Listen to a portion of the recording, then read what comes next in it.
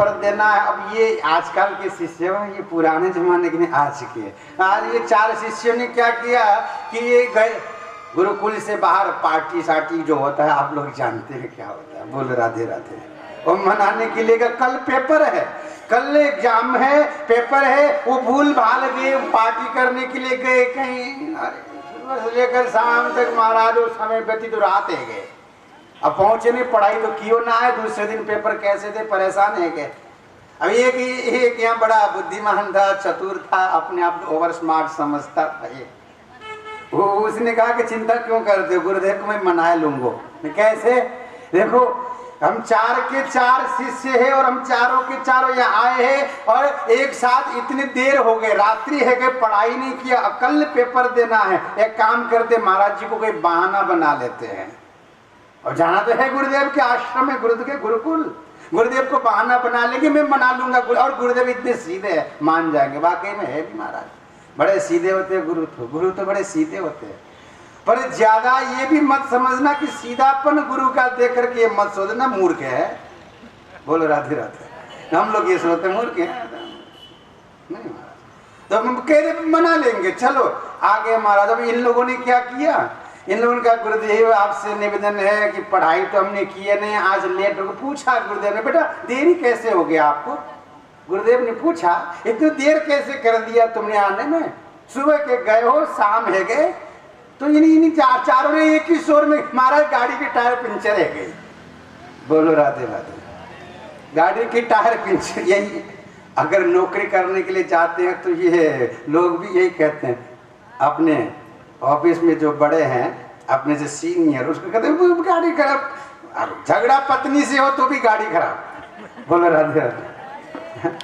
Tiffin पत्नी ने नहीं बनना, वो गाड़ी खराब बोल दी। तो ये चारों ने कहा, गुरुदेव गाड़ी की टायर पंचर है कि तो ठीक करने में वक्त लगा। अच्छा कल बेटा पेपर है, तुमने पढ़ाई नहीं किया, अब पेपर कैसे दोगे? तो बच्चों ने कहा कि गुरुदेव एक बात बोल रहा हूँ। गुरुदेव ने कहा बोलो बेटा। गुरुदेव अगर आप हमारा जो परीक्षा है कल ना लेकर के 2 दिन बाद लो तो हम पढ़ाई कर लेंगे और 2 दिन बाद दे देंगे। गुरु आखिर गुरु होता है, गुरु जी समझ गए माजना क्या है। गुरु ऐसे गुरु थोड़ी है भाई, गुरु गुरु है, गुरु समझ गए कि माजना का। उन्होंने कहा ठीक है बेटा, चल तुम्हारे कहने से 2 दिन बाद तुम्हारा परीक्षा लिया जाएगा, आराम से पढ़ाई करो, जाओ।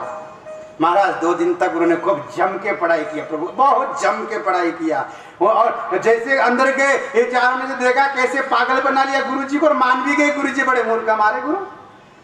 चारों कह रहे हैं, आपस में वार्तालाप कर रहे। गुरुदेव ने कहा हाँ ठीक है, 4 दिन, दूसरे दिन 2 दिन बीत के पढ़ाई खूब की, पेपर का वक्त आ गया, सभी चारों के चारों बालक आ गए और गुरुदेव के पास आके कहा, गुरुदेव आज हमारे परीक्षा का दिन है, परीक्षा ले लीजिए।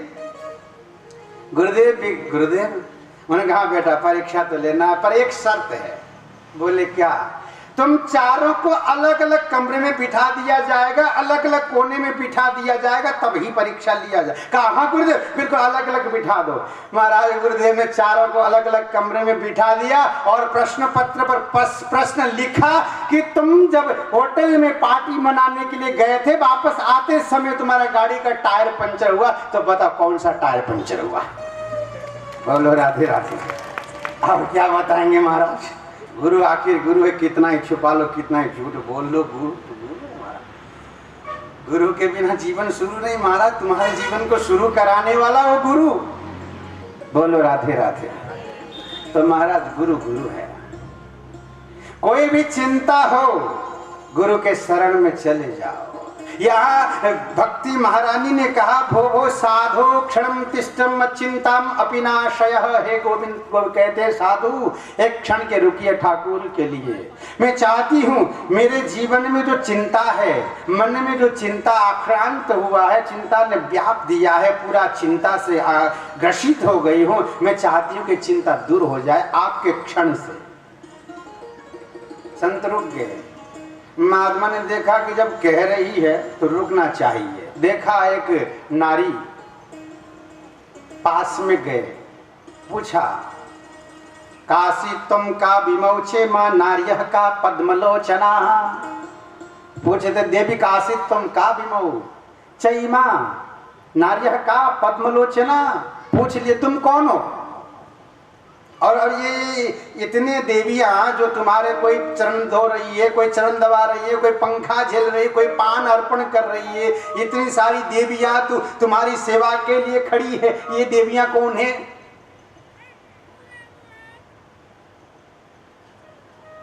इतने में वो देवी कहती है, युवती कहती है, नारद आपने मुझको नहीं पहचाना, मैं कोई साधारण स्त्री नहीं हूं। और आप ये जो अनेकानेक नारियों को देख करके पूछ रही है कौन है, ये कोई साधारण स्त्री नहीं है, कोई गंगा, कोई यमुना, कोई सरस्वती, ये देवियां है, ये छोटी मोटी देवियां नहीं है। ये मेरी सेवा के लिए गोविंद ने भेजा है इनको, ये मेरी सेवा कर रही है। फिर भी नारद मुझे शांति नहीं है। और आपने पूछा तुम कौन हो, तो नारद आपने मुझको नहीं पहचाना, कर मैं आपको बता देती हूं कि मैं कौन हूं। कहा कि मेरे बिना व्यक्ति के जीवन किसी काम का नहीं, भक्त का जीवन किसी काम का नहीं। बोले कौन हो, बताओ तो सही। अहम भक्ति रीति ख्याता इमो में तनयो मतो। कहा अहम भक्ति रे, मैं भक्ति हूं, इति ख्याता, ये जो विख्यात है, ये दोनों जो सोए हुए बालक जो तुमने देखा, ये विख्यात इस दुनिया में किस नाम से? कहा ज्ञान वैराग्य नामानो, ज्ञान और वैराग्य के नाम से दोनों विख्यात, यही मेरे पुत्र दो है। और मेरा जो कष्ट यही है कि मैं भक्ति हूं, भक्ति महारानी, और माँ इन बालकों के, मैं तो जवान हूं और मेरे पुत्र बुढ़े हैं, आखिर क्यों? बस मेरा कष्ट यही है। इस दुनिया में ये देखने को मिलता है कि साहब माँ 80 साल की हो सकती है, बेटा 16 साल का हो सकता है महाराज, बेटा 90 साल का और माँ 16 साल की, ये तो कहीं होता ही नहीं महाराज। होता है क्या? ये गांधीधाम में होता हो तो पता ना है मुझे। बोलो राधे राधे। हाँ, ये नहीं होता। माँ वृद्धि और पुत्र जवान, ये संभव है। इसलिए नारद मेरा कष्ट, मेरी जो कष्ट है, दुख है, चिंता यही है, और आप इस चिंता को दूर कीजिए। और आखिर ये क्यों? तब नारद ने ध्यान लगाया, ध्यान के बाद पता चला, कहा ये कलयुग के प्रभाव से तुम्हारा ऐसा हुआ है,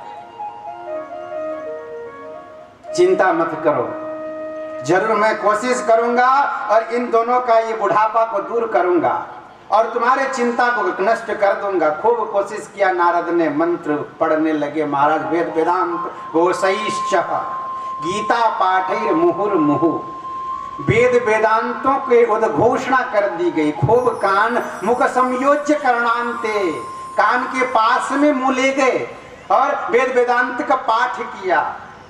गीता पाठैर मुहुर्मुहु, बार बार गीता पाठ सुनाए। साहब जब तक पाठ सुनाते थे तब तक एकदम जागृति हो जाते, जैसे पाठ बंद किया मूर्छा, तुरंत मूर्छित, परेशान हो गए। नारद जी ने सोचा आखिर क्या? अब नारद जी चिंता करने लग गए।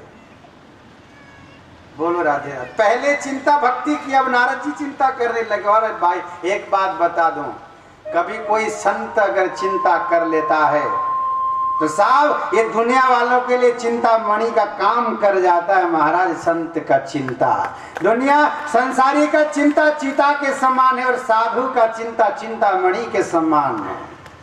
साधु ने यह चिंता किया, नारद ने सोचे कि आखिर क्यों, ध्यान दृष्टि से लगा अब क्या करना चाहिए। इनके चिंता चिंतामणि का काम कर गया। आकाशवाणी हो गई महाराज। कहा अरे नारद, तुम भक्ति की चिंता को दूर करना चाहते हो, कष्ट मिटाना चाहते हो तो सत्कर्म करो। और ये सत्कर्म क्या है ये संत बताएंगे। देखो कहीं भी जाओ बात संत तक पहुंचती है महाराज। बोलो राधे राधे। ये आकाशवाणी ने भी कह दिया ये सत्कर्म क्या, वो संत बताएंगे। अब की बार भक्ति महाराज ने कहा क्या हुआ नारद, अब जो करो कछु करो, ठीक तो कर दो मेरी चिंता दूर। अब नारद जी ने कहा देखो भक्ति, अब मैं अवश्य तुम्हारी चिंता दूर करूंगा, अगर मैं दूर न कर पाया तो तदा नाहम हरेर दासो, मैं हरि का दास नहीं। सौगंध ले ली, फिर कार्य करने लगे। निकल पड़े वहां से। भक्ति थोड़ी देर शांति से बैठना, मैं जाके आता हूँ, संत को ढूंढता हूँ। कहा आकाशवाणी ने संत बताएंगे सत्कर्म क्या है। तो ये घूमते घूमते बद्रिक आश्रम पहुंचे। वहां बता रहे नारद ने जी कि सनत कुमार आपने पूछा कहां से आ रहे हो, ये कहानी है, मैं घूमता घूमता संत की खोजी करने आया हूं, यह सत्कर्म क्या है, और मुझे आप जैसा संत यहाँ मिल गए, इसलिए प्रभु आप ही बताए वो सत्कर्म क्या है आकाशवाणी ने जो कही है। सनत कुमारों ने कहा कि दुनिया में कोई भी कार्य है कर्म विसुचिकाहा, वो सत्कर्म नहीं है। सत्कर्म उसको कहा जाता है जो निस्वार्थ भाव से किया जाए, वो सत्कर्म है। जो गोविंद को दिला दे वो सत्कर्म है, और अन्यत्र जितने भी धन दौलत दिला दे वो कर्म विसुचिकाहा। फिर क्या अब क्या करें, आप बता दो सत्कर्म। आपसे पूछ रहे हम, नारद जी ने कहा। तो कुमार ने, सनत कुमार कहते हैं सत्कर्म सुचको नूनम ज्ञान यज्ञ स्मृतो बुधैहि। आकाशवाणी ने जो सत्कर्म की सूचना दी है वो सूचना इस तरफ इंगित किया गया है, जो भागवत है श्रीमद् भागवत ज्ञान यज्ञ वही सत्कर्म है। श्रीमद् भागवत ज्ञान यज्ञ का प्रारंभ करो, भक्ति महारानी का कष्ट दूर हो जाएगा। तो विचार कीजिए, जिस भागवत से भक्ति का कष्ट निवृत्त होता हो, क्या हम आपका कष्ट ये निवारण नहीं कर सकते क्या? इतनी बड़ी ताकत जो भक्ति के कष्ट को दूर करे, वो हमारे तो चुटकी की खेल है। छोटी मोटी कष्ट हमारे, तो हमारा कष्ट इतना ही, हमारा पैसा नहीं है, बस यही कष्ट है हमारा। बोलो राधे राधे। कमर में दर्द है, यही कष्ट है, और कष्ट थोड़ी, यही है। बैठने को नहीं मिलता कमर में, तो बस ये कष्ट है।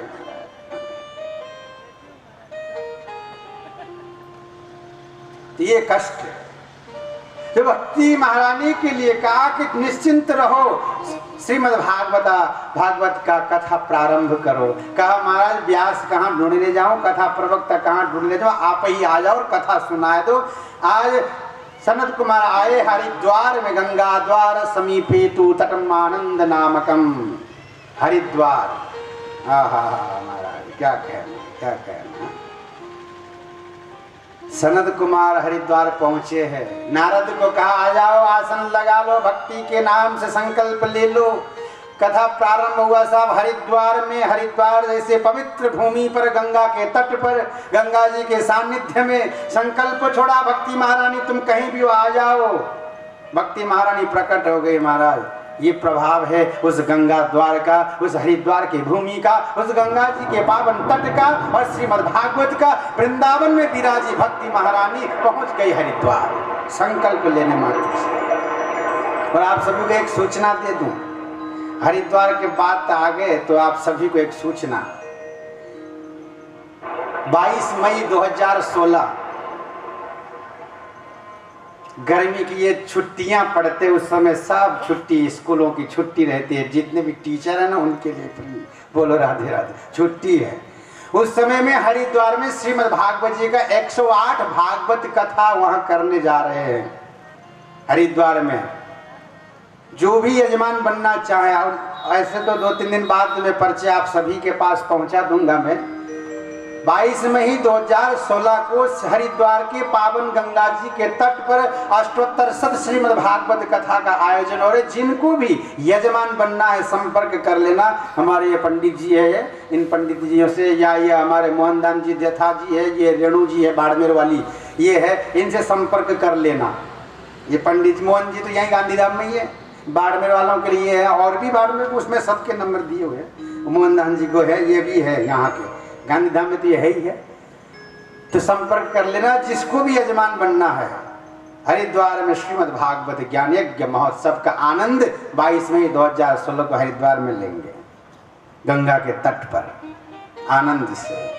तो यहाँ गंगा द्वार तट पर हरिद्वार में सनत कुमार कथा श्रवण कराने के लिए व्यास गद्दी पर विराजमान हो गए। भक्ति महारानी प्रकट है गई और सुंदर कथा प्रारंभ हुआ। उस कथा के प्रभाव से भक्ति महारानी सभी के हृदय में विराजमान है गई, और विराजमान होकर के सुंदर कथा प्रसंग का यहाँ वर्णन किया गया। नारद जी ने यही प्रश्न किया, ये महाराज एक बात बताइए, पुण्यात्मा कथा सुन के परिवर्तन होता हो, जीवन उसका परिवर्तन होता हो, उसका मोक्ष होता हो, ये तो संभव है। क्या कभी ऐसा भी हुआ जो पापी व्यक्ति ने कथा सुना और उसका उद्धार हुआ हो, उसके जीवन परिवर्तन हुए हो?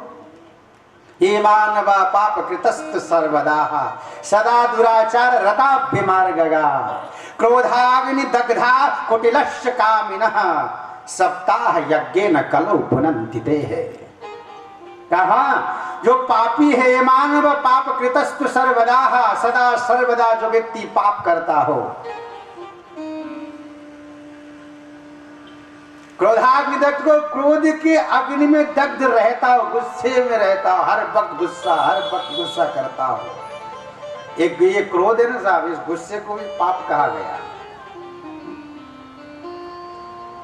हर समय गुस्से में जो रहता हो, दग्ध रहता हो, क्रोध में दग्ध रहता हो, कुटिल हो, कामी हो, ऐसे माता पिता की आज्ञा का पालन नहीं करता हो, माता पिता की सेवा नहीं करता हो, ऐसे पापी दुराचारी व्यक्ति भी अगर श्रीमद् भागवत कथा सुनने को आ जाए और कथा पंडाल में आकर के कथा सुन ले तो उसके भी जीवन परिवर्तन हो जाते हैं। ऐसे श्रीमद् भागवत की ताकत है साहब। और कहा कहते हैं सनत कुमार कि मैं तो यहाँ तक कहता हूँ कि जिसने जीवन भर पाप किया हो, पाप करते करते करते करते वो आदमी मर गया, वो व्यक्ति मर गया हो, मरने के बाद प्रेत योनि में पड़ा हो, और प्रेत योनि में पड़ने के बाद भी उसके परिवार वाले कोई कथा लगा दे, कथा प्रारंभ कर दे उसके निमित्त, तो वो प्रेत योनि में पड़ा व्यक्ति का भी उद्धार हो जाते श्रीमद् भागवत। पूजा कोई प्रमाण यहाँ आप सभी ने सुना है, धुंधुकारी की कथा का प्रमाण दिया। धुंधुकारी ने कथा सुना, गोकर्ण जी ने कथा सुनाए, उस कथा के प्रभाव से उसका उद्धार हो गया, स्वशरीर वो गोविंद के धाम को गया। आत्मदेव और धुंधुली की कथा आप सब जानते हैं, इस कथा के अंदर जाने की भी आवश्यकता नहीं। मैं ऐसा सोचता हूँ कि कथा आप सब ने सुन रखे। होते आत्मदेव, उनके कोई संतान न होना, धुंधुली संतान नहीं चाहती, और फिर संत का फल लाते, फल पाते हैं, उधर गाय को खिला देते हैं, गोकर्ण पैदा होते हैं। और धुंधुली की सहेली बहन का एक बेटा होता है, वही ले आते, धुंधुकारी वो बनता है, पापी होता है, गोकर्ण पुण्यात्मा होते हैं। और धुंधुकारी को वेश्या, 5 वेश्या के संसर्ग में जाता है, वेश्याओं का संग करता है, वेश्या मार देती है, धन लेकर के चले जाती, धुंधुकारी प्रेत योनि में पड़ता है। गोकर्ण जी वापस आते, श्रीमद् भागवत कथा सुनाते हैं और धुंधुकारी का उद्धार कर देते। यही भागवत कथा की महात्मा का ये प्रसंग है, धुंधुकारी की कथा। यहीं पर धुंधुकारी का उद्धार हो जाता है। आत्मदेव भी जंगल जाते तब करते हैं, दशम स्कंद का पाठ करते हैं, उनका भी उद्धार होता है। धुंधुली कुएं में डूब के मर जाती है। बोलो राधे राधे। और यही श्रीमद् भागवत महात्म्य का अंतिम 6ठे अध्याय पर कथा सुनने का नियम के बारे में बताया, कथा कैसे सुनना चाहिए, किस प्रकार से होना चाहिए, समय बताया, कब कब कथा होना लगाना चाहिए। पौष के अलावा अन्य सभी महीना कथा सुनने के लिए उपयुक्त है, कथा श्रवण करना चाहिए। जो निष्काम भाव से सेवा करते हैं उनको तो पौष में भी सुन सकते हैं, कथा लगा सकते हैं। कुछ कामना है, कोई कामनाओं को लेकर के अगर कथा है तो पौष महीना ठीक नहीं है। इस प्रकार के कथा का नियम बता। वैसे तो देखो श्रीमद् भागवत कथा के लिए, सत्संग के लिए कोई मुहूर्त नहीं हुआ करते, ऐसा कोई मुहूर्त नहीं होते महाराज। मुहूर्त क्या देखना है क्या मुहूर्त देखना। मैं मुहूर्तों को नहीं देखता। हालांकि ये ज्योतिष शास्त्र की बात है, मानते हैं, होता है, करते हैं, पर मैं नहीं मानता मुहूर्त। क्या मुहूर्त देखना? मैं मुख्य मुहूर्त जो देखना चाहे उसका मुहूर्त हम देखे ही ना है, और बीच का मुहूर्त देखते हैं, क्या मिलेगा इससे बताओ जरा। आज तक बहुतों ने शादी की महाराज, शुद्ध लग्नों में खूब 8-8, 9-9, 10-10 रेखा की शादी रेखा है, उसमें शादी कर ली। क्या किसी का घर गृहस्थ अच्छा बना? कोई किसी का क्या होगा कि कोई छोड़ के तलाक हो गया, होता है महाराज। वो खूब मुहूर्त दे के किए थे, क्या हुआ? और कई जगह ऐसे देख लो बिना मुहूर्त जब कर ली विवाह, वो शानदार हो रहे महाराज। फिर क्या मुहूर्त देखना? और ठाकुर के कार्य के लिए तो मुहूर्त देखना ही नहीं, पूजन करने के लिए मुहूर्त देखोगे, कथा सुनने के लिए हो गई बेटा पार। तो ये सोच के बेटे मुहूर्त हो जाए तो जावा साहब। वो या अभी मैं कल सुन रहा था, महाराज मुहूर्त देख के आएंगे। मैंने पूछा कब आओगे? संडे के दिन आएंगे। सब ने संडे का मुहूर्त बना रखो। बोल राधे राधे। अरे क्या मुहूर्त संडे, क्या देखना महाराज, मुहूर्त बना। हाँ मुझे पता है संडे क्यों कहा, छुट्टी है ना इसीलिए कहा। बोलो राधे राधे। तो वास्तव में मुहूर्त देखना तो दो ही है महाराज, दो मुहूर्त देखना चाहिए। और ये कभी कोई देख नहीं सकता इस दो मुहूर्त को। कौन से दो? जन्मते हुए और मरते हुए दो मुहूर्त। पैदा होने से पहले आज तक कोई मुहूर्त देख करके पैदा हुआ कि आज मैं इस लग्न में इस तिथि को इस बार को चला जाऊंगा तो समाज सेवा करूंगा, राष्ट्र की सेवा करूंगा, अपना इस बलिदान राष्ट्र के लिए दे दूंगा, समाज के लिए दे दूंगा, ऐसा सोच के कोई मुहूर्त देख के पैदा हुआ क्या? बिना मुहूर्त ही पैदा होता है महाराज इंसान। और जब मरो तब मुहूर्त देख के कोई मरा कि इस मुहूर्त में मैं मरूंगा तो स्वर्ग जाऊंगा या नरक जाऊंगा या वैकुंठ जाऊंगा या दूसरा जन्म अच्छे घर में मिल जाएंगे। कभी कोई मुहूर्त देख करके मरा? जब मुख्य देखने का दो ही है, या तो पैदा होते समय देख के आ जाओ या मरते समय देख के जाओ। पैदा होते समय आ जाओ, समाज का काम करो, और मरते समय देख के गोविंद के धाम का काम करो। ये हो तो मान जाए, अन्य मुहूर्त देखने की जरूरत ही नहीं। और ये दो अगर मुहूर्त नहीं देख सकते तो बीच को क्यों देखते हो महाराज? ये तो गोविंद के लिए समर्पित कर दो। जब वक्त मिल जाए तभी सत्कर्म, जब समय मिल जाए तभी गाय की सेवा, संतों की सेवा, आध्यात्मिक जीवन। बोलो राधे राधे। और ये सोच के बैठे कि मुहूर्त आ जाए, मुहूर्त मिल जाए तो कथा लगाएंगे। नहीं, कई लोग महाराज ये अजीब है। आज एक भक्त मेरे आज 7 साल है गए कथा के लिए, कहा नाम नहीं लूंगा, बताऊंगा भी नहीं। तो वो 7 साल हो गए साहब, कथा के बाद चलते हो, हाँ कथा करानी महाराज, आपसे कथा करनी, आपसे कथा करनी। 7 साल। अब पूछे क्यों, कब कराओगे? बस मुहूर्त देख रहे। अब मुहूर्त ही नहीं है, मुहूर्त देख रहे, अभी तक मुहूर्त देखे जा रहे। ये एक प्रसंग मुझे याद आया कि एक बार क्या हुआ कि समुद्र के किनारे एक वृक्ष के नीचे एक महात्मा जी भजन कर रहे थे, साधना कर रहे थे। वहीं पर गांव के कुछ लोग, वो तो होता ही है सब, आप सब लोग भी पता है, रेत का रेत हो और वहाँ समुद्र के किनारा हो, सब लोग जाते हैं महाराज, घूमते हैं, इधर उधर घूमते रहते हैं। महात्मा जी बैठे थे अपनी मस्ती में, साधना कर रहे थे, जाप कर रहे थे, झोली मल्ला से ठाकुर का नाम ले। वहीं पर एक व्यक्ति आ गया उस गांव का, घूमता घामता, हाथ में कपड़े है, हाथ में कपड़े लेकर के आया है, समुद्र के किनारे रख दो, खड़ा हो गया और समुद्र को देखने लगा खड़े होकर के। महात्मा जी भी इस दृश्य को देख रहे थे, ये आया है और ये देख रहा है। इतने में वो देख ही रहा है और महात्मा भी उसको देख रहे, माला फेरते फेरना बंद कर उसको देख। क्यों? क्योंकि कोई भी व्यक्ति ज्यादा कुछ करता है तो देखना पड़ता है महाराज। एक नहीं 5 मिनट 10 मिनट तक तो ठीक है, देख रहा था, कोई मतलब नहीं था, देख रहा होगा। महाराज 2 घंटा हो गए खड़े खड़े देखे जाए, क्या देख रहा पता ना, वो समुद्र की तरफ बस खड़े खड़े देखे जाए। और 2 घंटा 4 घंटा 6 घंटे, सुबह आया व्यक्ति, शाम हो गए, वो देखे जाए, इधर उधर हिले नहीं, सिर्फ देखता रहे। महात्मा जी से रहा नहीं गया। महाराज महात्मा खड़े हो गए, उसके पास गए और कहा भाई एक बात बता, तू सुबह को आया है, कपड़ा लेकर के आया, तूने किनारे रखा है और अभी तू बार बार उसके तरफ देखे, इधर भी नहीं उधर भी नहीं, सिर्फ समुद्र को देखे जा, आखिर क्या देखना देख रहा है और आया ही क्यों? उसने कहा महाराज मैं आया तो स्नान करने के लिए आया था, नहाने के लिए आया था। तो महाराज नहा लेता, अभी तक देखता रह गया, सुबह का शाम नहाया नहीं तूने? महाराज नहाने की थी मेरी, मैंने सोचा कि नहा लूं, पर मेरे मन में भाव आ गए कि जब तक ये लहरें बंद ना हो तब तक मैं नहाऊं ही नहीं। महाराज लहरें ही बंद नहीं हो रहे, तो महाराज समुद्र की लहर तो कभी बंद नहीं होंगे और नहाया भी नहीं जाएगा। ऐसे ही कथा मन में भाव आ गए, जब आ जाए तुरंत डूब के लगा लो कथा में। ये सोच के मत बैठो कि अनुकूल समय आ जाए तो कथा लगाए, अनुकूल समय आ जाए तो कथा सुनने जाए, छुट्टी हो जाए तो सुनने जाए, ऐसा करके मत बैठाओ। 7 दिन की छुट्टी। बोल राधे राधे। समय अनुकूल कभी नहीं होता महाराज, ध्यान रखना, कभी भी अनुकूल समय नहीं होता। ये संसार सागर दुखालय में हमारा, इस दुखालय में कहाँ अनुकूल समय। इसकी इंतजार करोगे तो बुढ़े हो जाएंगे, बाल बच्चे भी बुढ़े हो जाएंगे। फिर भी बोलो राधे राधे।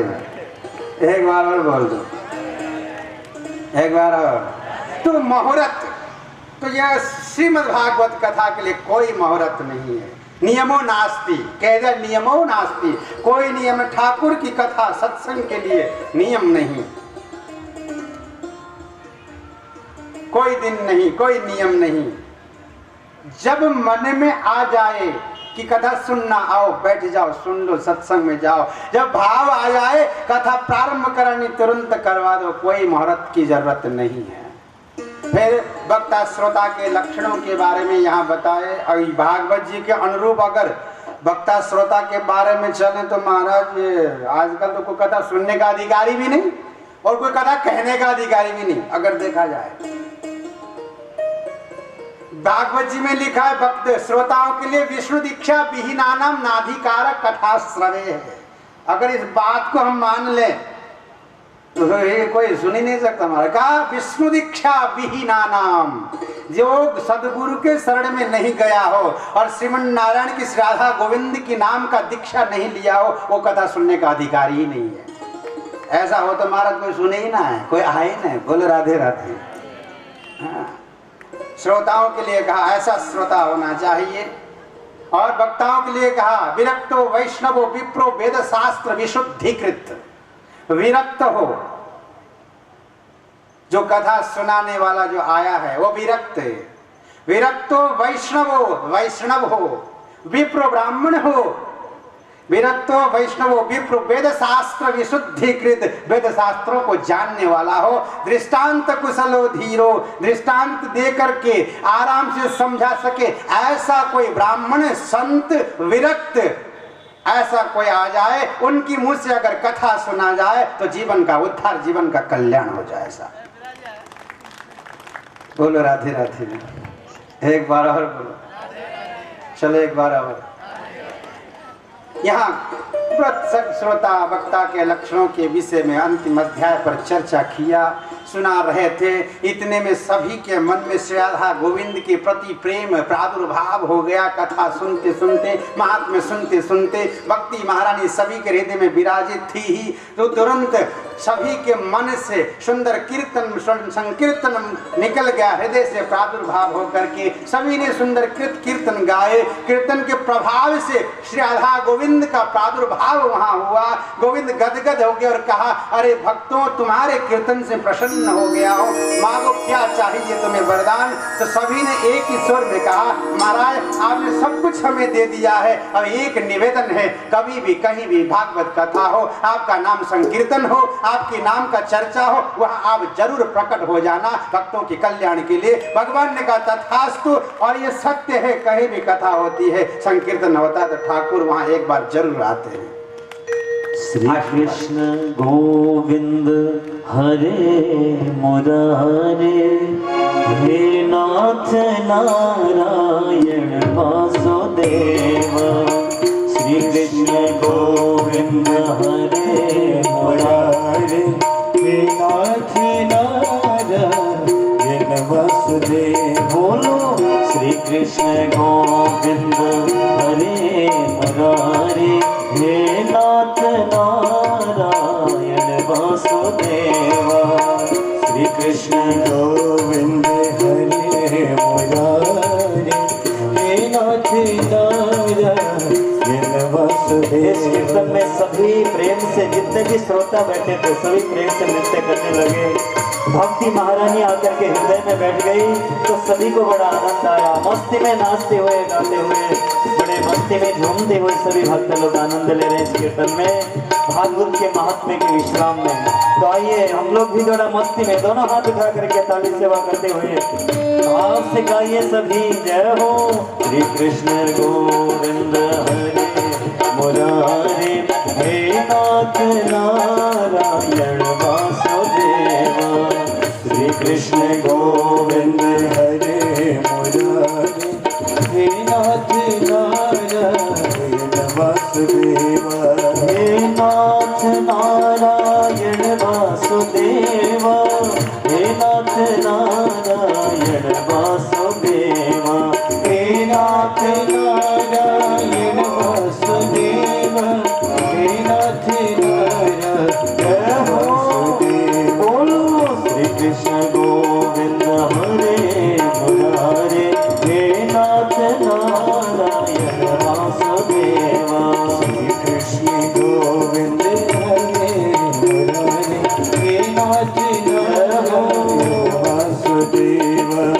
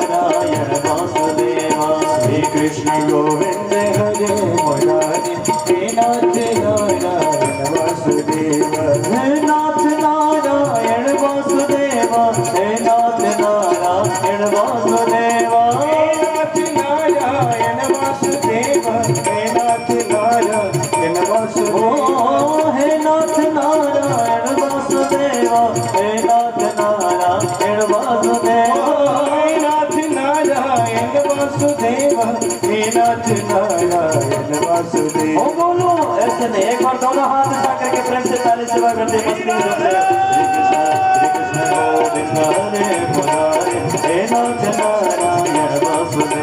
श्री कृष्ण गोविंद हरे मुरारे, हे नाथ नारायण वासुदेवा। श्री कृष्ण गोविंद हरे मुरारे, हे नाथ नारायण वासुदेवा। श्री कृष्ण गोविंद हरे मुरारे, हे नाथ नारायण वासुदेवा।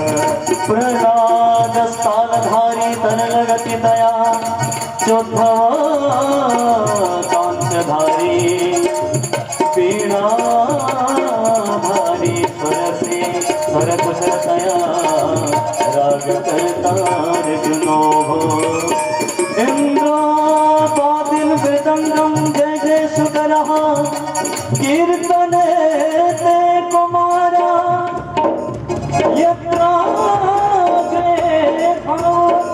सर सर चलया, व्यास पुत्र बभूवा, यत्राग्रे भाववता सर सर चलया, व्यास पुत्र बभूवा।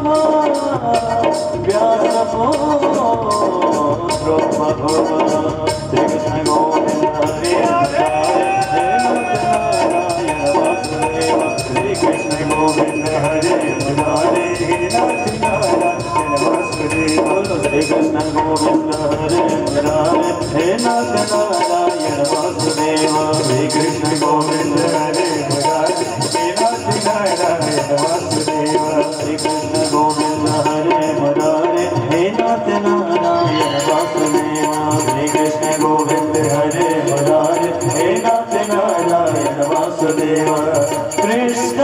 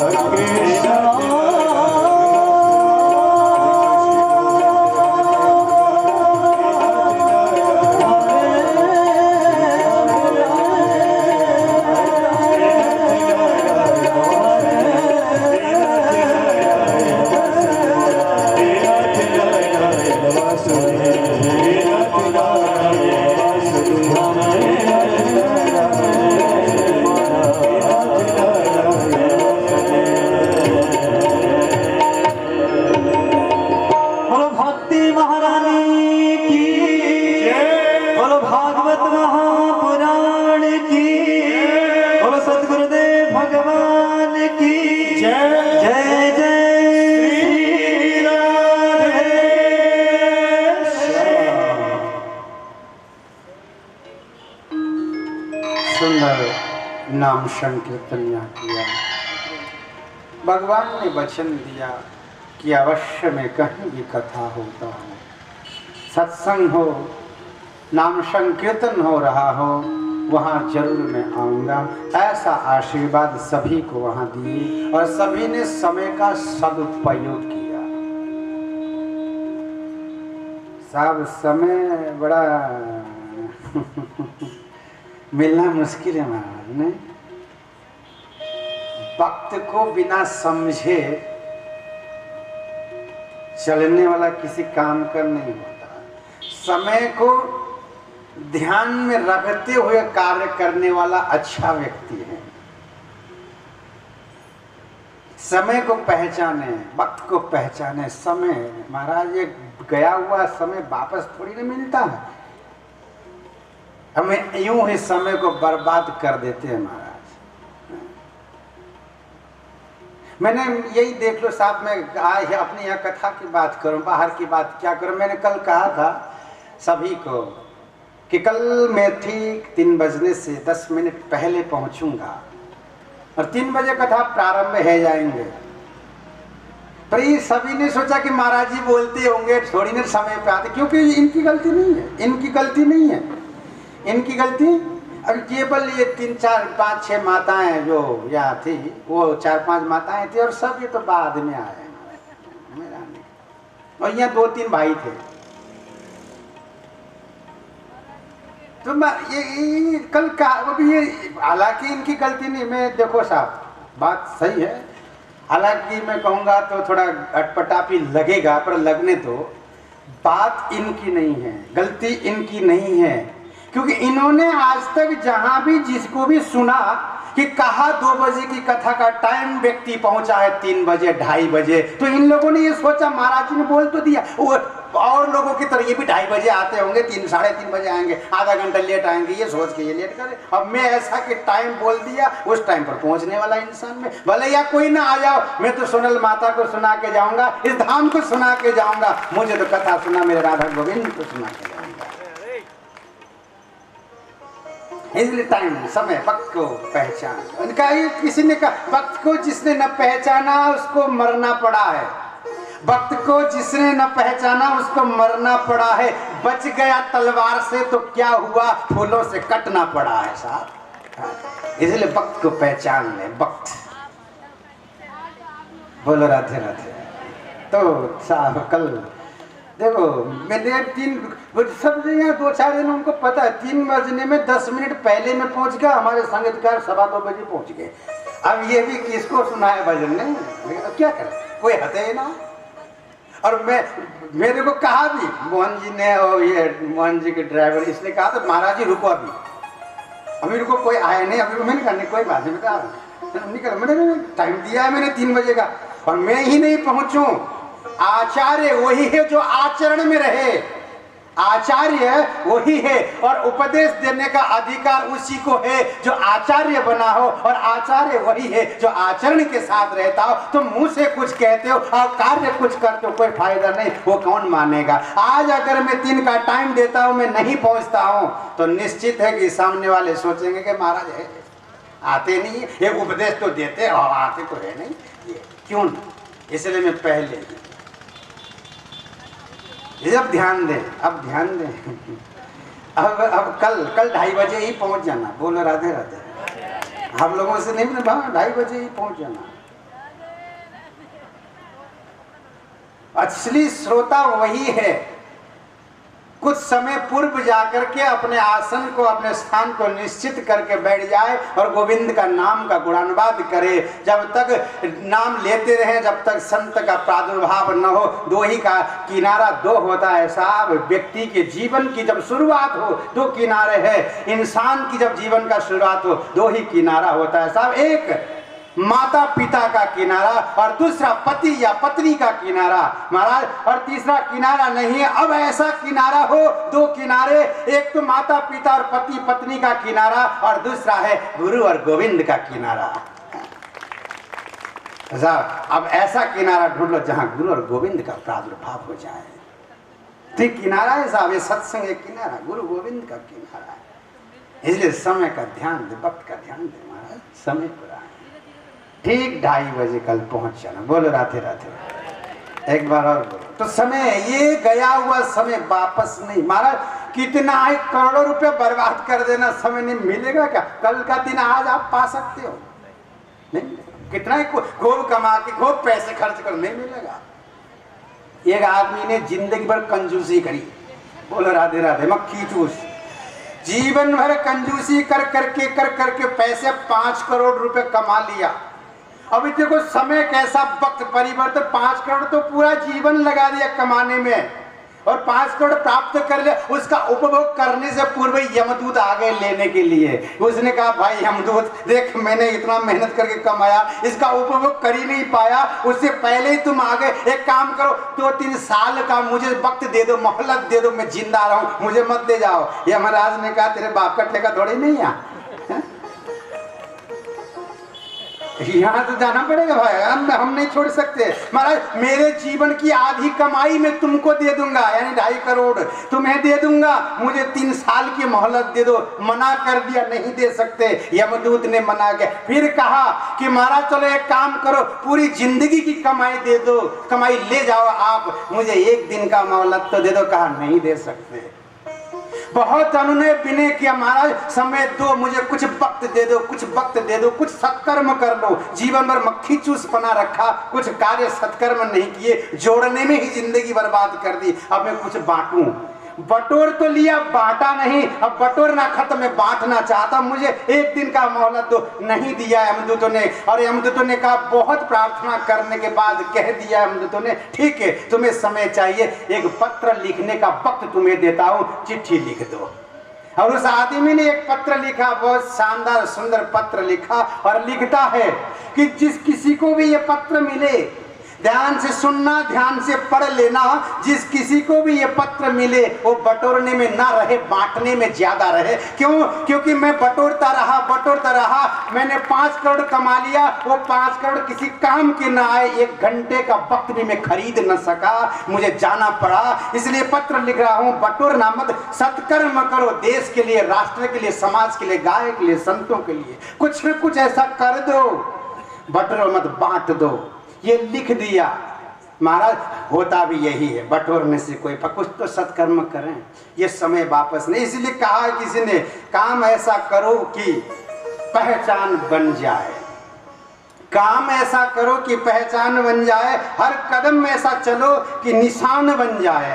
काम ऐसा करो कि पहचान बन जाए, हर कदम ऐसा चलो कि निशान बन जाए। यहाँ जिंदगी तो सब काट लेते हैं, यहाँ जिंदगी तो सब काट लेते हैं। जिंदगी जियो ऐसी कि मिसाल बन जाए, कि मिसाल बन जाए, ऐसा जिया जाए। और मिसाल एक ही काम से होगा, सत्कर्म से साहब, शुभ कर्म से, समाज की सेवा से, देश की सेवा से, राष्ट्र की सेवा से ही मिसाल बनेंगे। नहीं तो महाराज आहार निद्रा भय मैथुनम च पशु भी कर लेते हैं। पशु के जीवन में भी आहार है, निद्रा है, भय है और मैथुन, ये तो पशु के पास भी है। हम कौन सा नया काम कर रहे हैं बताओ? कोई नया काम नहीं है। हर ये चार चीज है, ये सब पशुओं के पास। वो आहार यानी खाता पशु भी है। दो वो सींग वाले जानते ना, पर समझ गए, दो सींग वाले पूंछ वाले, वो भी खाते आहार, वो भी खाते हैं। निद्रा सोते वो भी है, हम भी सोते वो भी सोते, काम एक सा ही है। भय डर उनको भी है, डर हमको भी है। वो भी अपने जीवन को बचाने के लिए बहुत उपक्रम करते हैं, डरते हैं महाराज, हम में भी डर है।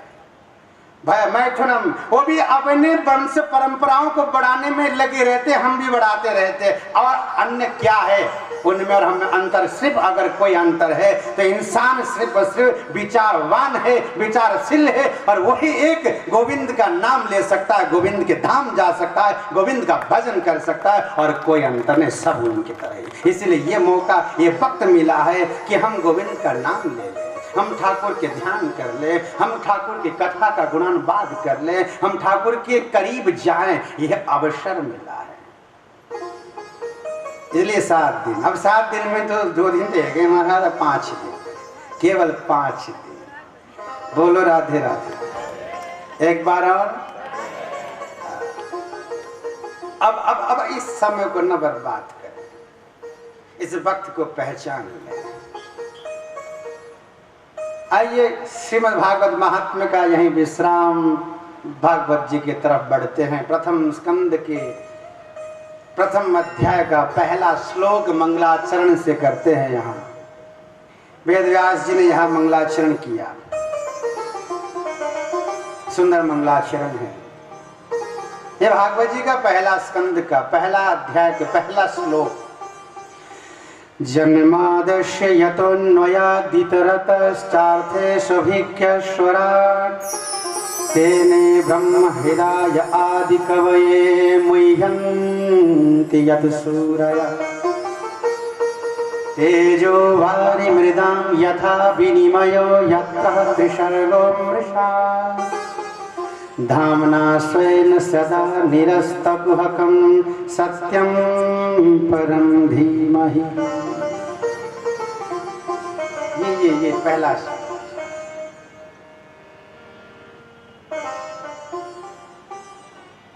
बड़ा सुंदर प्रसंग, बड़ा सुंदर मंगलाचरण किया है। कोई भी कार्य करने से पूर्व मंगलाचरण होता है। सब शुभ कार्य करने से पूर्व आप लोग भी करते हैं। ब्राह्मणों को आप बुला लो कोई भी काम करने के लिए, पंडित जी को, पंडित जी आपके पूजन से पहले मंगलाचरण करते। स्वस्ति वाचन, स्वस्ति न इंद्रो वृधस्रवाः, स्वस्ति नः पूषा विश्वम् करते। आनो हजराः क्रतवो यन्तु विश्वतो दब्धासु। ये मंगलाचरण है। किसी भी कार्य को आरंभ करने से पूर्व मंगलाचरण किया जाए तो कार्य निर्विघ्न संपन्न होते हैं। तो मंगलाचरण में किसी का भी कर लो, कभी भी कर लो, कोई न कोई देवी देवता का नाम लिया जाता है। बिना देवी देवता के नाम के मंगलाचरण नहीं होता।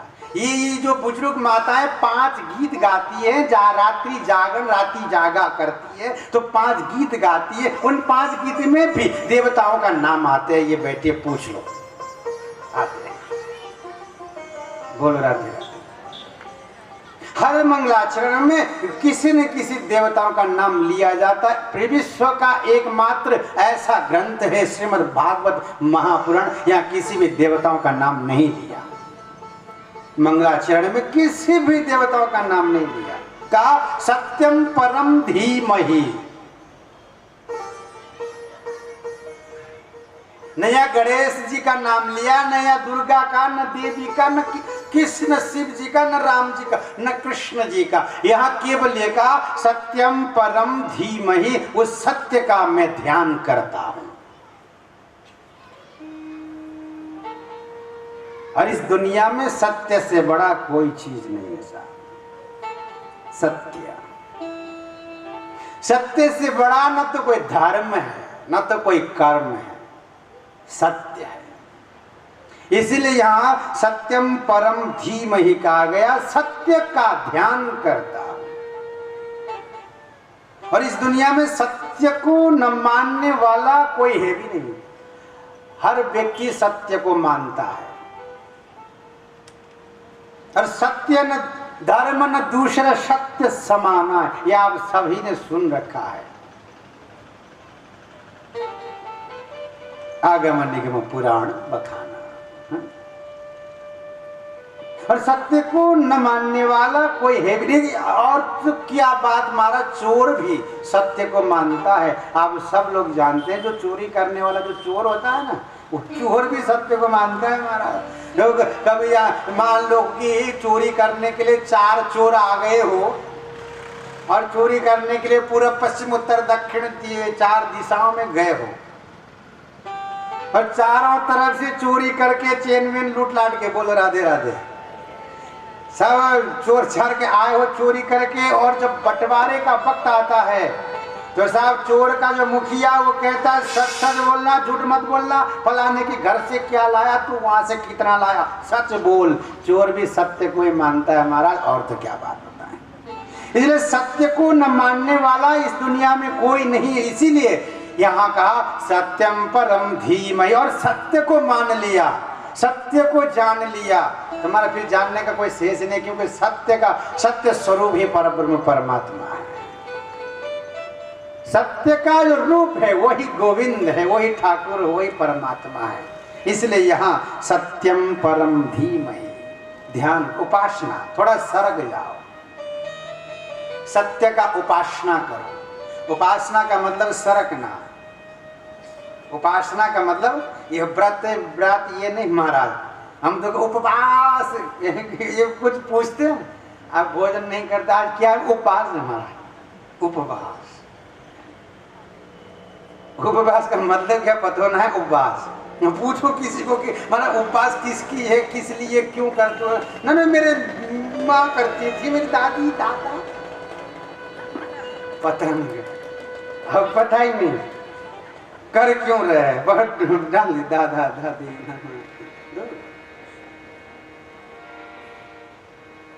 उप समीप वासे उपवास, गोविंद के पास में जाना ही उपवास है। ठाकुर के करीब जाना ही, ठाकुर के करीब निवास होना ही उपवास है।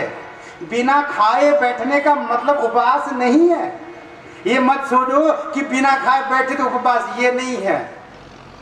गोविंद के करीब जाना उपवास, ये उपवास है कि आप भागवत जी के पास आए, यही उपवास है। इनके पास बैठे हो, ये उपवास है।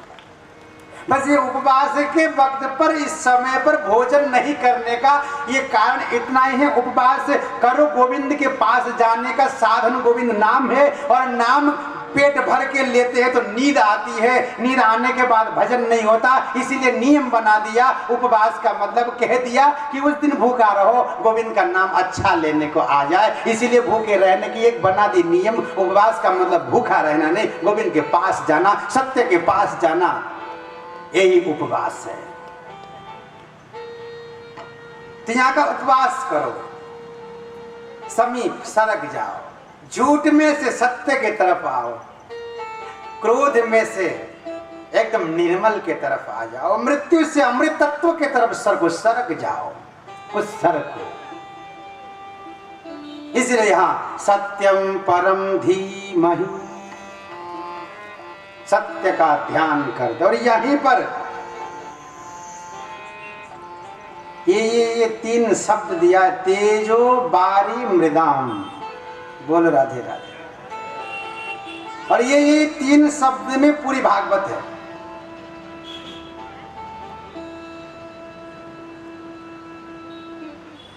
ये 3 है, सिर्फ 3। जिसने इस 3 को जान लिया, जिसने इस 3 को पहचान लिया महाराज, जिसने इस 3 को प्राप्त कर लिया, उसने पूरी भागवत पढ़ ली, पूरी भागवत की कथा के सार उसके जीवन में आ गए। 18,000 श्लोक श्रीमद् भागवत का सार तेजो वारी मृदाम इन 3 में है। पूछा ये क्या है? कहा तेज लाओ, तेज प्राप्ति करो।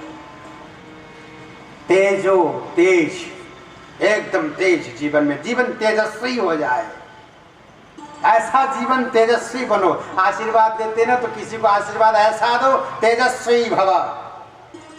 ये माताएं जब पैर पकड़ती, सास की बहू है, सास की पैर पकड़ जुग जुग जी गए, खूब आशीर्वाद, पता नहीं कौन सी हजारों साल की जुग जुग जिए, लाल लाली इतना जी के क्या करेगी है?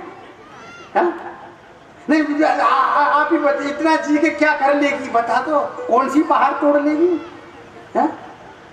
जुग जुग जियो, अरे महाराज ये जुग जुग जियो ने आशीर्वाद, तेजस्वी भव, इसकी आशीर्वाद ज्यादा जी के क्या कर लेगी? एक सास बहू घर में है तभी इतनी महाभारत हो जाते, और 100 सास बहू हो जाए तो क्या होगा? अनुमान लगाओ। बोलो राधे राधे, एक बार और बोलो ना, जब एक बार तो ऐसा आशीर्वाद, तेजस्वी भव, तेज।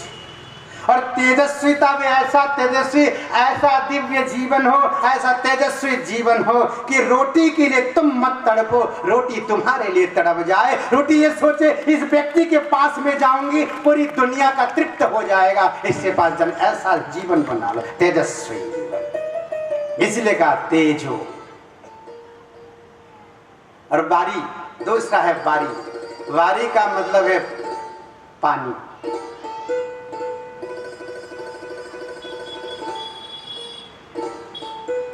पानी लाओ, जीवन में पानी जरूरी है हमारा। कहाँ से लाए? पड़ोसी के एंडोर से लाए?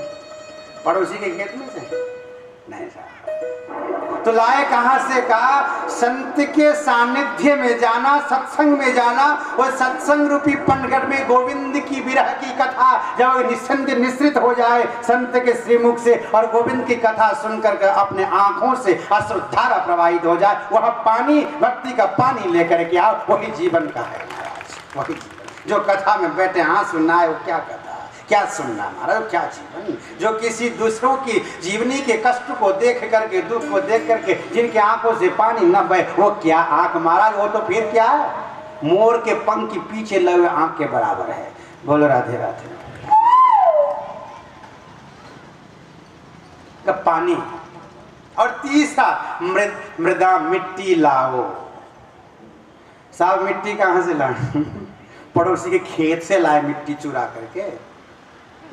कहाँ से लाए मिट्टी? अब ये, और जिसने मिट्टी लिया, जीवन में मिट्टी प्राप्त कर ली, उसका जीवन उद्धार हो गया। पूछा कहाँ से लाए मिट्टी? कि महाराज कहीं जाने की जरूरत नहीं, श्री राधा गोविंद के चरणाश्रित कोई साधु तुम्हें दिख जाए, कोई संत दिख जाए, उन संत के चरणों का रज को ले आना, वही तुम्हारे जीवन को उद्धार कर देगा। उनकी चरण के रज अपने माथे से लगा लेना, संपूर्ण जन्म जन्मांतर के पाप तुम्हारे नष्ट हो जाएंगे। वह मिट्टी ले आओ। ये माताएं जानती हैं साहब, ये तेजो बारी मृदाम। अब इसकी ये तो हो गया आध्यात्मिक हिसाब। अब ये लौकिक हिसाब से सरल भाषा में आपको बता दूं, तेज यानी अग्नि। बिना अग्नि के भोजन बनता है क्या? ये माताएं भोजन बनाती है, बनती है। बिना अग्नि के भोजन नहीं बन सकते महाराज। तेज आग चाहिए भोजन बनाने के लिए, और आग चाहिए आध्यात्मिक उन्नति के लिए। दोनों एक बात है। आग चाहिए भोजन बनाने के लिए, और आग चाहिए आध्यात्मिक उन्नति के लिए। यूं कहे श्री राधा गोविंद के चरण तक जाने के लिए भी अग्नि चाहिए। एक आग भोजन बनाता है भाई साहब, एक आग से भोजन पकते हैं और एक आग से भजन पकते हैं। और भोजन अग्नि पकाते और भजन भी अग्नि। भजन को कौन सी अग्नि? गोविंद की प्यार रूपी अग्नि। कृष्ण कथा, कृष्ण की भक्ति में जो प्यार है, प्रेम है, वो भक्ति अपने हृदय में जगाओ। वो अग्नि भक्ति को प्रज्वलित, भजन को प्रज्वलित करते, पका देते हैं साहब। इधर भोजन, अग्नि। और मान लो आपने भक्ति करते करते करते करते प्रेम रूपी अग्नि प्रज्वलित कर दिया इस शरीर के अंदर। अब ध्यान देना, अग्नि माता के घर में अग्नि है, उस अग्नि के ऊपर खाली भगोनी को रख देगी तो क्या होगा वो भगोनी? वो काली पड़ जाएगी महाराज, जल जाएगा भगोनी। नहीं, माताएं जानती है, माता है जब आप लोग गैस के ऊपर अग्नि के ऊपर भगोनी को ऐसे खाली रख दो, वो भगोनी किसी काम के लिए काली पड़ जाएगी महाराज, जल के राख लाल लाल पड़ जाएगी, काली हो जाएगी। और ऐसे ही इस मनुष्य रूपी शरीर रूपी भगोनी है साहब, ये शरीर एक भगोनी है, छोटी सी भगोनी गोविंद ने दिया है ये भगोनी। और इस भगोनी में गोविंद नाम की भक्ति का प्रेम का अग्नि प्रज्वलित करके आपने इस भगोनी को खाली रख दिया तो साहब ये शरीर जल के राख हो जाएगा, जल जाएगा।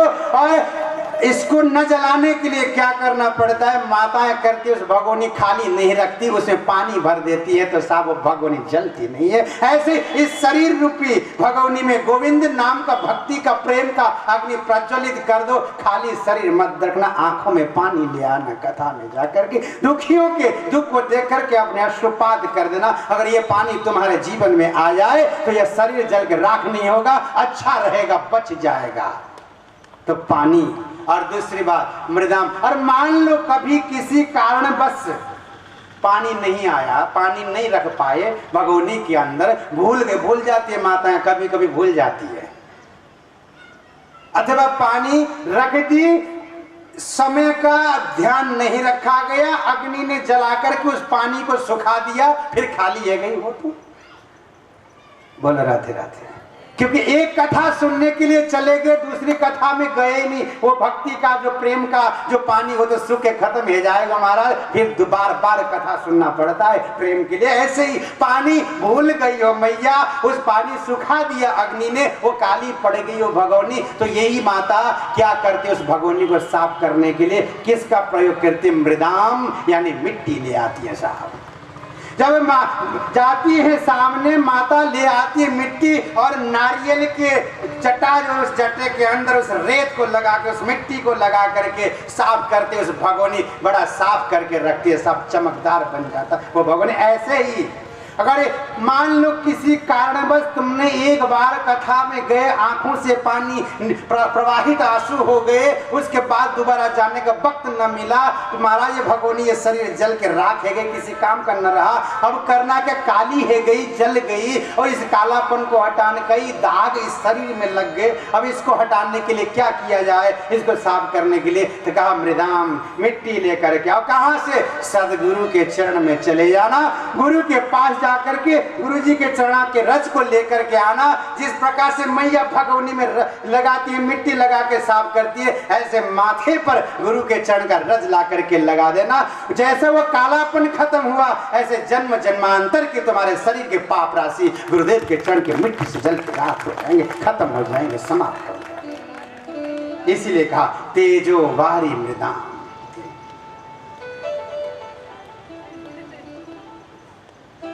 मिट्टी, ये तीन में पूरी श्रीमद् भागवत, पूरी भागवत ये लाओ जीवन में, ये आ जाए बस सब हो गया। प्रथम श्लोक यहाँ सत्यम परम धीमहि, सत्य का प्रतिपादन करके सत्य का ध्यान किया गया। दूसरा श्लोक मंगलाचरण के दूसरे श्लोक में श्रीमद् भागवत क्या है, इस विषय में इसमें चर्चा किया गया है।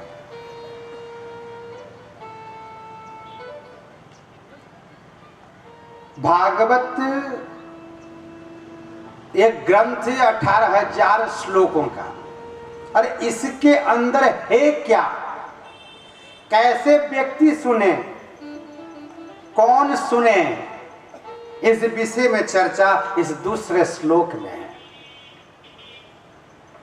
धर्म प्रोचित कैतवोत्र परम निर्मत्सराणां सतां वेद्यं वास्तवमत्र वस्तु शिवदं तापत्रयोन्मूलनम्। श्रीमद् भागवते महामुनिकृते किंबा परैरेश्वर सद्यो ह्यवरुध्यते प्रकृतिभिः शुश्रूषुभिस्तत्क्षणात्। ये दूसरा श्लोक। इसमें धर्म प्रोचित कैतवोत्र परमो निर्मत सराणाम सताम कहा। इसमें क्या है? कहा मात्सर्य दोष नहीं है। मात्सर्य दोष और कपट धर्म से रहित श्रीमद् भागवत कथा है। और श्रीवदम तापत्रयोन्मूलनम, तीनों प्रकार के ताप को उन्मूलन करने की शक्ति, खत्म करने की शक्ति इसमें है। और श्रीवदम यानी कल्याणम ददाती थी। श्रीवदम ये श्रवण करने से व्यक्ति का कल्याण हो जाता है, जीवात्मा का कल्याण हो जाता है। कल्याण को प्रदान करने वाले ऐसे श्रीमद् भागवत है। और अंतिम पंक्ति में तो महाराज बहुत बड़ी बात कह दी। कहा सद्यो हृदयवरुध्यतेऽत्र कृतिवी श्रुश्रूषुभिस्तत् क्षणात्। क्योंकि सुना नहीं है। देखो श्रुश्रूषुभिस्तत् क्षणात्, व्यक्ति ने कथा सुना नहीं है, सिर्फ कथा सुनने का संकल्प लिया है, मन में भाव किया। जैसे आप घर के अंदर रसोई में रोटी बना रही हो, भाई लोग अपने अपने मोटरसाइकिल कार सफाई कर रहे हो, उस वक्त मन में भाव आ गया कि सोनल धाम में सोनल माता मंदिर के प्रांगण में श्रीमद् भागवत कथा प्रारंभ हो रही है, मुझे वहां जाके कथा श्रवण करना है। ये सोच आए नहीं, ये केवल वहां पर कार साफ करते करते भाई ने सोचे, रोटी बनाती बनाती मैया सोच पड़ी कि मुझे कथा सुनने जाना है सोनल धाम में, सोनल माता मंदिर के प्रांगण में। बस केवल मन में सोचा, पहुंची नहीं, आई नहीं। सद्यो हृदय वरुध्यतेऽत्र कृतिवी, उसी वक्त उसी क्षण उस माता के, उस भैया के हृदय में श्री राधा गोविंद आकर के अवरुद्ध यानी कैद हो जाते, बंधन में बंध जाते हैं ठाकुर। ये भागवत जी की चमत्कार। और एक बात बता दूं, कैद हो जाते हैं, बंध जाते हैं, बंधन में पड़ जाते हैं, ये कहा गया अवरुद्ध हो जाते हैं। कब तक? देखो साहब, एक छोटा सा बच्चा बालक हो, वो बच्चा घर में बहुत उधम करने लग जाए, बहुत उद्यमी हो जाए, तो मैया क्या कहते हैं मालूम है? बेटा देख मान जा, नहीं तो तेरे को बाथरूम में बंद कर दूंगी। यही कहती। कोई देख कमरे में ले जाकर के तेरे को बंद कर, और कई माता ऐसी होती है वो बंद भी कर देती है, ले जाके कमरा खोला और अंदर बंद कर दी, ताला चिटकने लगा, अब बैठा रहे अंदर। अब बताओ, अब वो बालक कमरे के अंदर बंद है, कब तक बंद रहेगा? जब तक वो मैया स्वयं माँ के चिटकनी को खोल ना दे तब तक वो बंद रहता है। ऐसे ही भागवत सुना नहीं, सुनने का संकल्प लिया, गोविंद तुम्हारे हृदय में आकर के कैद हो गए, अवरुद्ध हो गए, बंध गए, और जब तक वो वहीं रहेंगे जब तक तुम कथा सुनने नहीं जाओगे। बोलो राधे राधे। अब जैसे कथा सुनने आ गए तो साहब अब तो फिर तो गोविंद तुम्हारे जीवन में आ गए महाराज। जब अवरुद्ध हो गए और कथा सुन ली तो बस गोविंद तुमको छोड़ के दूसरी जगह जाने से सवाल ही नहीं। और जिस दिन तुमने कथा सुनना बंद कर दी, बोलो राधे राधे, उस दिन फिर ठाकुर कहते हैं कि अब ये किसी काम की नहीं रही, रोटियों में ही लगी रही, ये कारों में ही लगे रहे, अपने को जानो भाई। बोलो राधे राधे। एक बार और बोलो, सद्यो हृदय वरुध्यतेऽत्र। इतनी बड़ी ताकत श्रीमद् भागवत। सुना नहीं, सुनने का संकल्प लिया और ठाकुर बंध गए, अवरुद्ध हो गए, कैद हो गए। और यहाँ जितने भी दिख रहे हैं ना, बहुत कम दिख रहे हैं, ये बहुत कम दिख रहे। और ये इसलिए कम दिख रहे हैं कि इनके हृदय में ठाकुर आकर के बैठ गए। इनके हृदय में, जिनके हृदय में गोविंद आ गए, अवरुद्ध हो गए, वो तो यहाँ पहुंच गए। जिनके हृदय में गोविंद आयो ही ना, वो कठुआ आयो भाई यहाँ बताओ, वो तो पहुंच ही नहीं पाएंगे ना महाराज, वो कहाँ से आएंगे? वो तो घरों में रिमोट कंट्रोल लेकर के वो नचा रहे होंगे सीरियलों को। बोलो राधे राधे। एक बार और बोलो। तो ठाकुर अवरुद्ध। तो ऐसा श्रीमद् भागवत सप्ताह ज्ञान है कि तीसरा श्लोक यहाँ गाया, तीसरे श्लोक में वर्णन किया गया कि महाराज ये श्रीमद् भागवत का प्राकट्य कहाँ से हुआ, ये है क्या चीज। ये सभी लोग कहते भागवत भागवत भागवत भागवत, आखिर है क्या ये भागवत और कहाँ से प्रकट हो गए। तो ये तीसरे श्लोक में वर्णन, इस मंगलाचरण के तीसरा श्लोक कहा, निगम कल्पतरोर्गलितं फलम् सुखमुखादमृतद्रव संयुतं पिबत भागवतं रसमालयं मुहुरहो रसिका भुवि भावुकाः। निगम कल्पतरोर्गलितं फलम्। निगम का मतलब है वेद, निगम कहते वेद। निगम कल्प तरो, निगम यानी वेद रूपी, कल्प यानी कल्प, तर यानी वृक्ष होता है, तरो का मतलब वृक्ष, तरुवर।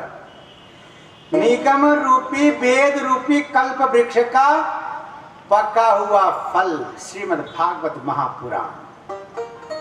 वेद रूपी कल्प वृक्ष का पका हुआ फल है श्रीमद् भागवत महापुराण। फिर कहा सुख मुखादमृत द्रव संयुतम, और इसमें सुख मुख संयोग होने से मीठा हो गया। आप सब जानते हैं साहब, आप जितने भी यहाँ बैठे हैं माताएं भाई, आप जानते हैं तोते का खाया हुआ फल कैसा होता है, बोले ना, मीठा या खट्टा, मीठा होता है। आपने कभी तोते का खाया फल खा के देखा जो बोल रहे मीठा होता है, देखा? अच्छा देखा।